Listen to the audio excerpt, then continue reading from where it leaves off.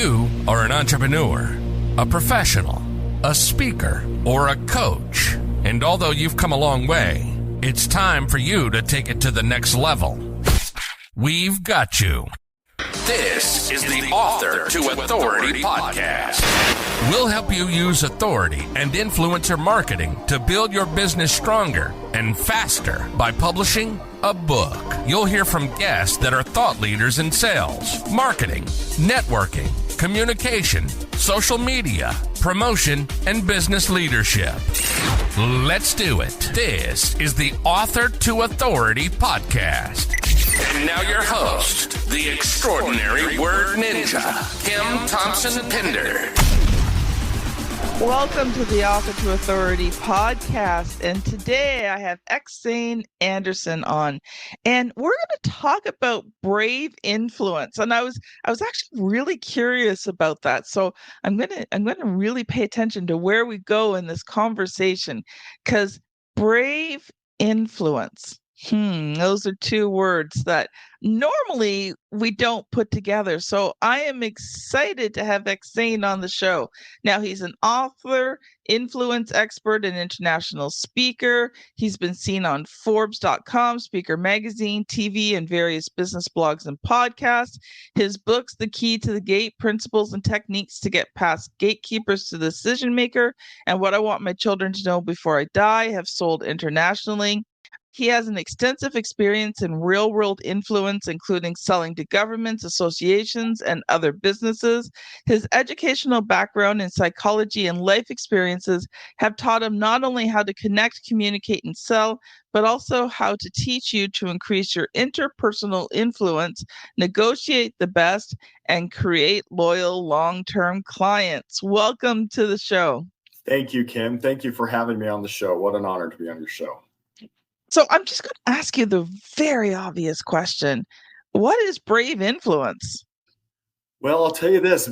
There's different components to it. It's being able to influence people in a principled, ethical way to help them do good things in the world. And there's different levels to it. We can get into that.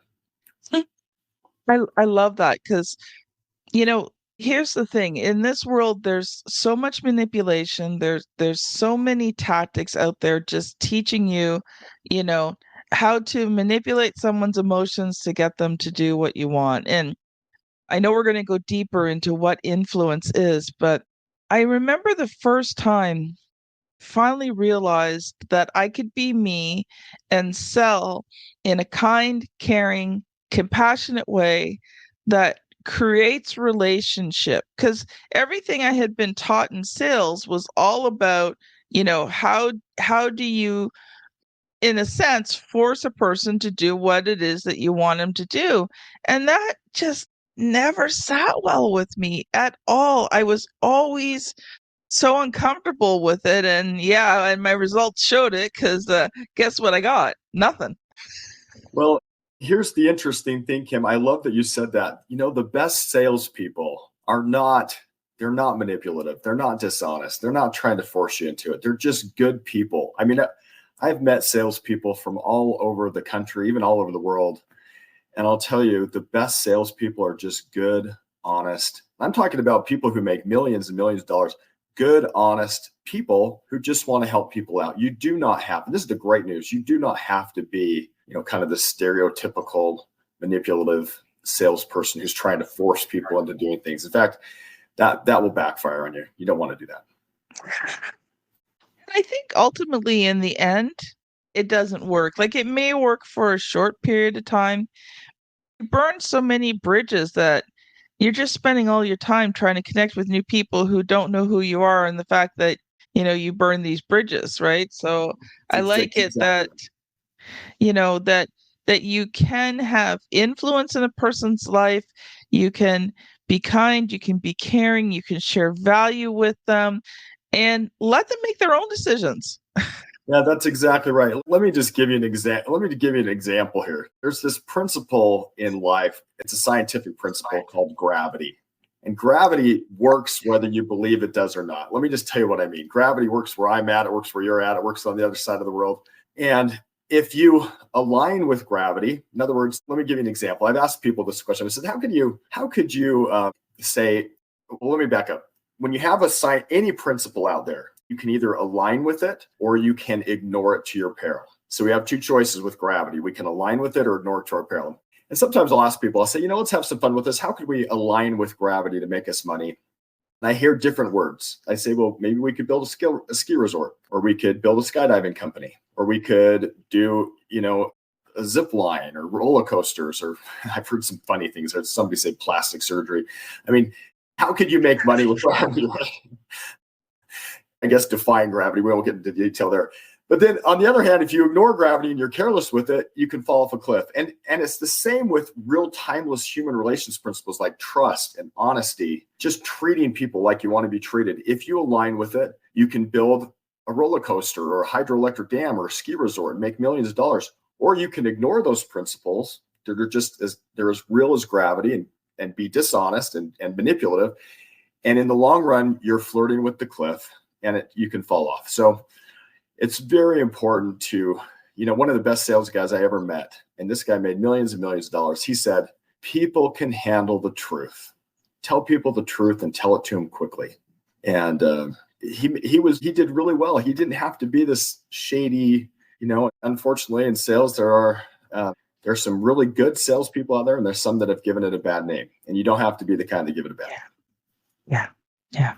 I've had the honor and privilege of, as a publisher, working with a few really amazing salespeople. Two of them I'm thinking of is Larry Levine. His book is Selling from the Heart. And then John P. Davis, How to Get a Sales Job. I know it doesn't sound all that romantic, but he put his heart and soul into helping people in the sales profession find jobs that align with who they are. And, it's amazing to watch these books as they progressed and to see the heart of these men, because they lived out what they wrote about. And that made life wonderful working with them, because they were true sales professionals who cared about people. That's the best way to do it. I could tell you, can I tell you a story here? You can tell me a story. Okay. Let me tell you this. Many years ago, I had this problem with my bank account, and I'll be honest with you. I was a little embarrassed about it. The problem that I had is that I didn't put money in the account when I should have put money in the account. And I had a bunch of things go through, and I went to this bank, and it was kind of back in the days when you had to actually go to the bank. Now you can do almost everything from your phone. But I went to the bank and I said, I've got this problem and I'm a little embarrassed about it. There was a gentleman there named Jeff, and he helped fix this problem. And he was really nice. He waived a bunch of the fees, and I put the money in like I should have before. Anyway, when he was done, I said, you know what, Jeff, thank you so much for your help. I really appreciate it. I said, can I get the email to your boss? And he looked at me kind of funny, like, well, why do you want the email to my boss? And I said, well, I'm just going to tell him what a great job you did. I really appreciate you taking care of this. And so I went home that night and I just wrote an email to his boss that said something like this: Dear Mr. Branch Manager, I had the opportunity of working with Jeff. He was very professional and helpful. I think he deserves a raise and a promotion. And just something nice. I sent it to the boss and I copied Jeff on it because I had Jeff's card and I didn't think anything else about it. I mean, it took me 2 minutes, maybe 3 minutes. And the boss, he'd been kind to me. Well, here's the interesting thing, Kim. I went back to this bank maybe a week later, and I'm standing in line. There's probably 10 people in front of me in line. And by the way, I was in a fairly large city. People don't tend to know each other's names. And so it was a little bit weird if somebody knew your name, but somebody came up to me, and it was not Jeff. It was not the branch manager. And they said, Mr. Anderson. And I was a little surprised. I said, yes. And they said, can I help you with your banking? And I said, well, sure. And they said, follow me. They took me from the back of the line. They let me do my banking in front of everybody else. You would have thought I had $10 million at the bank, which we all know that I didn't. And it happened again and again at this bank. And it didn't happen until I just gave Jeff a sincere compliment, not trying to think anything about it. Well, the interesting thing is, I'm just going to fast forward to the second part of the story real quick. Several years later, I'm sitting in New York. I do sales for a living. And this high-level director, I'm sitting across from the table in New York from this high-level director. And he looks at me and says, you are the only salesperson I've ever let into my office And I was surprised. Now, to be fair, it might have been about the particular product I was selling, but that's not what he said. He said, "You're the only sales product I've ever led in my office." I said, I was really surprised. And then he said something really interesting. I'm not going to tell you quite what he said yet, but let me just tell you what happened here. What do you think I did to get in this high level director in New York? And I'll tell you, it was almost the exact same thing I did at the bank. What I did is I just called in and tried to talk to him. And of course, the secretary said he's not available, which they always say he's not available. And I had sent it. What happened is I sent him an email at the beginning. Let me start from the beginning. I sent an email to him. My email was completely ignored. By the way, if all you're doing is sending emails, you're probably going to get ignored. I called in several days later and I said, "Hey, can I speak with Bob?" And who did I meet? I call them gatekeepers, right? His secretary answered the phone and said, "He's not available." And I said, "Okay, well, maybe what I could do is just resend the email and copy it to you. Would that be okay?" And she said, "Sure." And then, Kim, it was really interesting because you know how when I talk to you, I can almost hear you smiling, even if I couldn't see your smiling face. I can, because you have this part. This girl just had this smiley. I couldn't see her face, but I could almost hear her smiling. And I just said, "Thank you for being so friendly and courteous and professional." She was just really nice. I said, "I talk to people all day long on the phone, and I just appreciate it." And she said, "Well, thanks." And I was pulling up the email. I just had a thought. I said, "I'm going to mention that to your boss." And I did.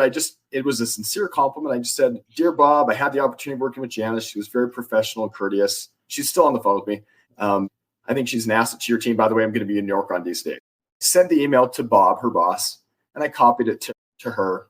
And I said, "Did that email come through?" And she said, "Let me check." And she said, "Yeah, it came through." And then she hesitated a little bit. She goes, "Hey, thanks for the compliment." And I said, "I meant it. Hope you have a good day." That was it. That was the conversation. Just catching her doing something right, which was that she was polite. And fast forward back to this here, I'm sitting in this high level director's office, and he said, "You're the only salesperson I've let in." He said, "The reason you're here is because you were nice to my secretary." He said, "I talk to my secretary more than I talk to my wife, and some of these sales guys don't understand it." Yeah. Here's the thing. We talked at the beginning about this principle called gravity. Mm-hmm. And how it's like the golden rule. Really, it was just me being the golden rule, just treating people like you want to be treated. I've heard some sales trainers do the manipulative thing, and they go, "Well, if you can't get past a secretary, you should act kind of high and mighty and pretend like the CEO is kind of high and mighty. And if the secretary won't let you through, kind of act indignant and be like, 'Well, who are you and what is your title?'" I disagree with those tactics. You just got to treat people nice and be sincere. And, if a secretary's not nice, don't compliment her or him. But if they are, and you can catch them doing something right, that can help. And that's not a manipulate. You got to be honest and sincere, and the golden rule. When you were saying that, I was just thinking recently I was flying home from New York, and very bad weather, delayed flights, canceled flights. I end up at the service desk, and there's this long line because 2 or 3 flights are canceled. Now, thankfully, my flights had been rebooked already, but they told me to get my luggage. I had no clue where to get my luggage, so I was afraid they were going to take my luggage away on me. So I'm standing in line, and I thought, some food vouchers would be nice because they booked me for a very early flight the next morning. And there's this gentleman, and he lives in that town, but I guess he's connecting, and he's like, "I'm going to demand that they pay for a taxi ride home for me and food, la, la, la." And we're all looking at him. We're like, "Bud, you do that, you get nothing." They have all the power, right?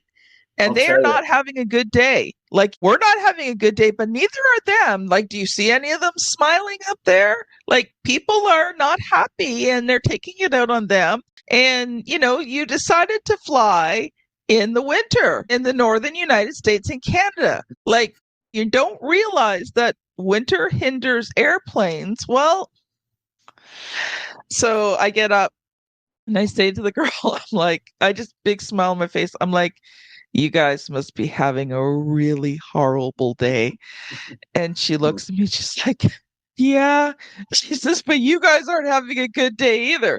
I said, "No." I said, "But it's winter. What do you expect?" Right? I just kept it light. And I just said to her, I said, "Listen, they told me to get my luggage. I don't know where to get my luggage." She says, "Okay, it's down at Carousel 1. Okay, perfect. I've got some issues with my back, so I needed some mobility support." So they got me mobility support. And I said, "Can I get a few food vouchers?" So she just handed me like I don't know, $40, $50 in food vouchers, way more than what I needed. And these are good for a year. So the next time I fly, I've got food, But they were willing to help me because I went in there being nice and recognizing that they were not having a good day either. And I was not going to add to them not having a good day. Good for you. And I love how you were just kind and nice and they were willing to, I got to tell you, even research-based shows that being positive with people is so much more effective than trying to punish people or shame people into doing what you want. So I love that story, Kim. So we're going to stop for a quick ad break. Audience, if you've been thinking about writing a book for your business, then I want you to listen to this ad carefully and check out the Create and Scale method for writing books that turns readers into clients and helps you scale your business. We'll be right back. Writing and publishing a book that converts readers into client and scales your business is hard, but it doesn't have to be. Get my free checklist at bit.ly/create and scale that will show you what you need to do to have your book become a well-converting lead generating tool. Welcome back. EksAyn, this has been amazing and we're about halfway through. So we're going to shift gears just for a moment. We've got 3 more segments I just want to do quickly. So can you just take maybe 3 or 4 minutes and talk about your story? Like, how did you become this person that, exudes brave influence? Well, gosh, that's a good question. Through a lot of trial and failure and error, and been involved in sales for a long time. And I've noticed exactly what you said, that when people are manipulative, they don't last. Let me tell you one story that was actually really helpful. I'll make it brief here, but we have in life what are called expectations. And a lot of times our reality comes in lower. And so if you have high expectations and low, but your reality is lower, this distance between the two is called frustration. If you want to influence people, you don't want to have them be frustrated with you. You want to be able to keep expectations and reality the same. Then there's no frustration. You see what I'm saying? This distance. Yeah. And you do that by just telling the truth and shooting straight. Now, here's the thing. If you want to get really good at influence, you try to flip the lines. And let me tell you what I mean. We try to make people's reality better than they expect. And the best way to do that is to just do it with everybody. And I'm going to tell you one real quick story. My wife, and this sounds like a personal story, but it's really a business story. And I'll tell you what I mean. Because my wife was, several years ago, she was complaining about not seeing her parents. And her parents live in San Diego, which is a couple states away from us. At the time they did. And she said, I just miss my parents. I just miss my parents. I just miss my parents. Well, I'm kind of a slow learner, but after a while I thought, okay, wait, this might be an opportunity to make her reality better than she expects. Because when you make people's reality better than they expect, instead of being frustration, it's now delight, right? Because your reality is better than you expect instead of the other way around. Anyway, I went and bought a plane ticket for her in secret to San Diego. Didn't tell her. I had my oldest teenage daughter help pack a bag to make sure I got all the right stuff in it. She thought we were going down. Daughters are good for that, That's exactly right. Yeah, exactly right. So are adult daughters. My husband relies on our adult daughter when it comes to doing stuff for me. Right. I love that. We were driving down. She thought we were going down to see the lights during the holiday time. And we had some extended family that were going down to see it. She thought we were going down there. And there's this turn where you can either go down to see the lights or you can go to the airport. And I didn't tell her that I bought a ticket. She had no clue that I had a ticket or packed a bag. She just thought we were going to see the lights. And about 3 miles before we got to this turn, she said, I'm really missing my parents. And in my head, I'm thinking, oh, this is perfect timing. I looked at her and I said, I think you should go see your parents. I could tell she didn't really think much about my comment. We got to this turn where everybody was going this way. And instead of following, we went towards the airport. And in that moment, she said, you missed the turn. And I looked over and I said, well, you said you wanted to go see your parents. Let's go to the airport and drop you off and go. And she knows I like to joke around sometimes. So she thought I was just joking. And she actually was slightly irritated. She's like, we're going to miss the flights if you don't go. Anyway, I drove up to the airport. I opened the back of the car. I gave her a bag. And then I handed her a boarding pass. And I said, and she took one look at that. And she said, is this real? And I said, it's real. She said, is this real? She said about a dozen times, is this real? I said, it's real.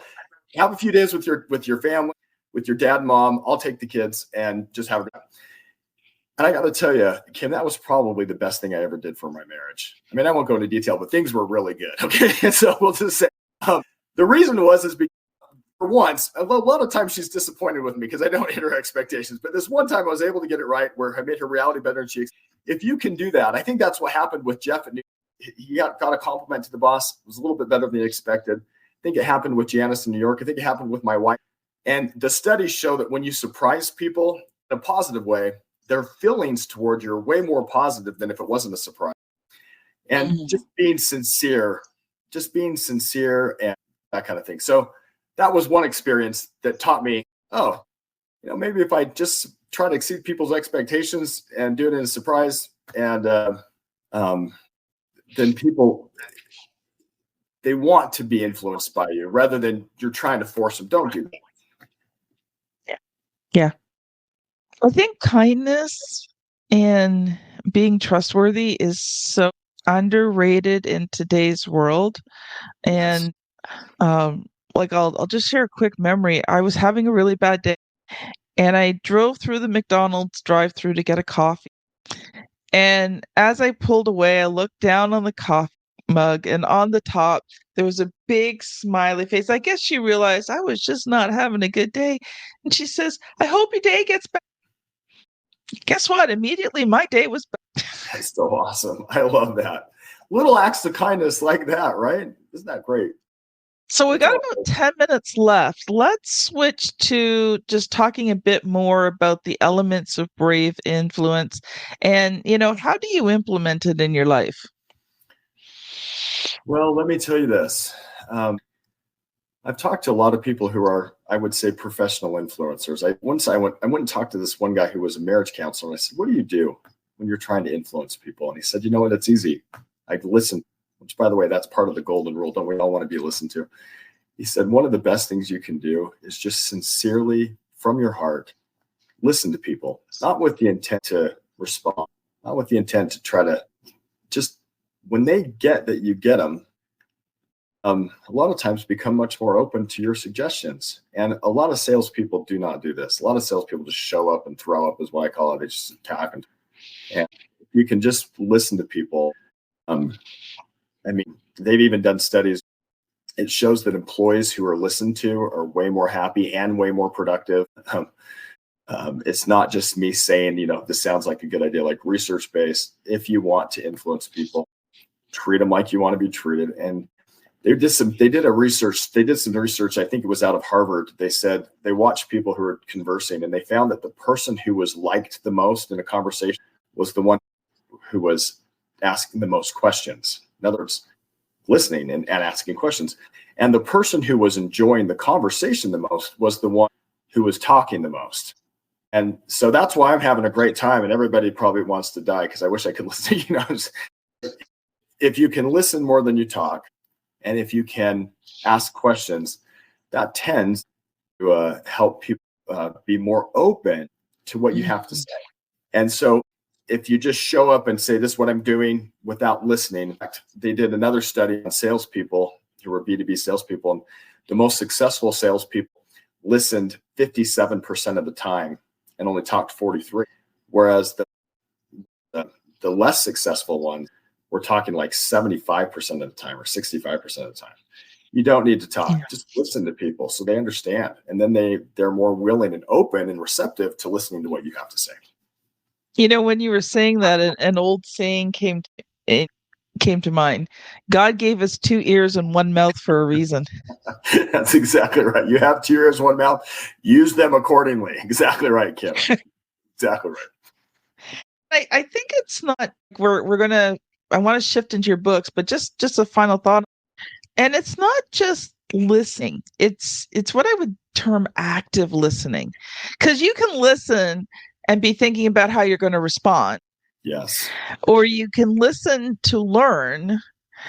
And like you said, ask more questions. Because most of the time when people don't know you or they don't trust you yet, they're saying things. And it's not that they're not true, but it's not the deep stuff. It's not the real stuff. Do you get what I'm saying? Like, it's not everything's on a surface level. You're not getting below that. But when you ask those questions and you allow the people the time to answer and you listen and you ask intelligent questions, that builds the trust factor. And it actually allows you in a sales situation to get down to the real problems that they're facing so that you can solve it in a way that exceeds their expectations. That's exactly right. And I like how you said you have 2 ears and 1 mouth, use them accordingly. And it made me think there's a guy named Stephen Covey who wrote a book called The 7 Habits of Highly Effective People. Maybe you've heard of it. He said one of those 7 habits was people who are effective seek first to understand before they try to be understood. And that's so many of us want to be understood first, but that's an effective influence habit, whether you're trying to influence a teenager, a business person, a spouse, your 6-year-old. I mean, anyone in business that you're trying to influence by being quiet and asking questions. Like you said, I love how you said that, like listening with the real intent to understand, not thinking about how am I going to reply. I love that. Yeah. I love that said that about kids, and we are going to shift gears, but I think in today's society, I see, like, I'm out and about and I see so many parents sitting on their phones and all the kids want is a few minutes of their time. They're like, Mom, Mom, Mom. She's like, stop bothering me. I'm on my phone. Right. And the kids just want some of you. They just want to be heard. Kids tend to migrate to my husband and I because we sit and we talk with them. We listen to them. We let them prattle on. Now, sometimes when they're really little, you have a hard time understanding what they're saying because they don't say the words clear yet. But you sit and you listen. You're so wise. Such a wise suggestion, Kim, there. I think we're going to look back on these days with cell phones and really regret a lot of it if we've let our children grow up, parents let their children grow up. Let me just touch on that really quickly. They say, we talked about this a little bit, the most effective way to shape human behavior from a behavioral standpoint is if you think about behaviors like seed and attention like water, we water the behaviors we want to see grow with attention. Well, here's the problem. A lot of parents, you've ever seen the kid walks in and says, and the parent says, I can't believe you didn't make your bed and you're playing video games too much and you stayed out too late last night. What that parent's doing is watering the behaviors they don't want to see grow with attention. And one of the best things they can do, like when you just give kids attention and listen to them, it's very reinforcing of the relationship, very reinforcing that, hey, Kim listens to me, or my mom listens, or my dad listens, or whoever. And so if you can catch people doing something right too, and this is another part of it, but just really quickly, catching people doing something right is so much more effective than trying to punish them into doing something differently. So if we can, I mean, even like with, I could give you another story. I'm not sure where we are on time, but even, at the bank in New York. It's left, and I do want to get to your book. So we'll leave it there. We're going to have you back because I think there's more to this conversation, but I want to respect our listeners' time. So let's shift gears at this. And so you've written a book called The Key to the Gate, Principles and Techniques to Get Past Gatekeepers to the Decision Maker. Now, that's a pretty clear title. Take a minute or so and tell us a little bit more about the book. Well, it was really interesting. I wrote the book, and I actually was hoping to get a little bit of publicity for it.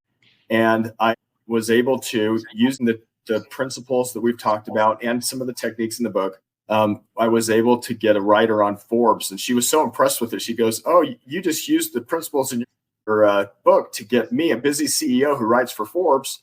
I'm going to write an article on you." So it actually worked. And you can look it up. If you look up my name and the word Forbes, you can see there's this article on Forbes that shows that my techniques worked well enough to get me in front of a Forbes writer, which was great. I do this. It's mainly timeless ancient principles. I mean, like we talked about, it's not rocket science. Treat people like you want to be treated. Be honest. Treat people with respect. Listen. And there's more weight and techniques that we go into in depth in the book. So, EksAyn, I'm going to ask you the question. Every single author who comes on this show, what was the good, the bad, and the ugly about writing, editing, and publishing that book? Oh, goodness. It always takes longer than you think, for me at least. if you just lock yourself in a room for 2 weeks, you might be able to write a book in 2 weeks, but it never happens when you have distractions. So it was always like an hour here, an hour there. And then you had some things. That was the hard part. I would like to have gotten it done sooner than I did. But I'll tell you, when you finally get it done, it feels good. At some point when I first got it out, I thought I never want to read that book again. Read it so many times, I never want to even touch that again. But great question, Kim. Thank you. Oh, I hear you. So just before, let me rephrase that. As we end the episode, EksAyn, I'd love to give you an opportunity to share a final thought. And if people have enjoyed this conversation, how can they connect with you? Well, my final thought is my mom, who's passed away now, she said, no matter what the question, love is the answer. Just choosing to be loving towards people is really the answer to influence. It's the big one. If people want to reach me, they can reach me at xfactoredge.com or also my firstname.com. I have 2 sites there, EksAyn.com. And just thank you.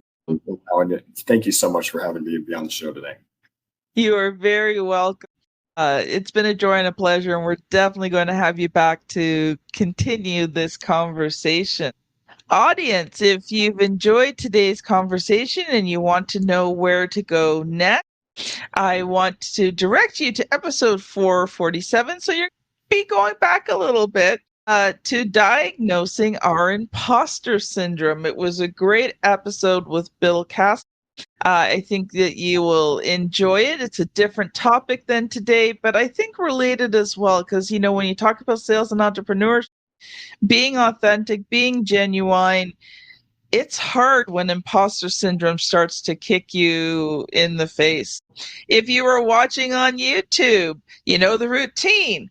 The thumbnail is here somewhere. And one of these days, well, I should ask my daughter this weekend when she was home, because she does it for me, but I didn't.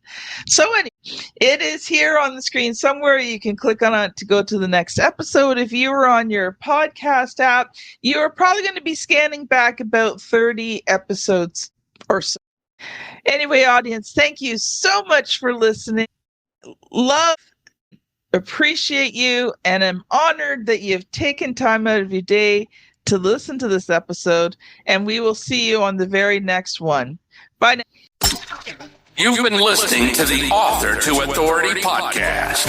The extraordinary word ninja, Kim Thompson Pinder, has helped over 200 entrepreneurs, professionals, speakers, and coaches write and publish their books that have become incredible marketing tools for their business. And many of those have gone on to become Amazon best-selling authors and have used their books to land high-level clients and get on big stages. We hope you've enjoyed the show. Make sure to like, rate, and review. And we'll be back soon. But in the meantime, hit the website at www.authortoauthoritypodcast.com. See you next time.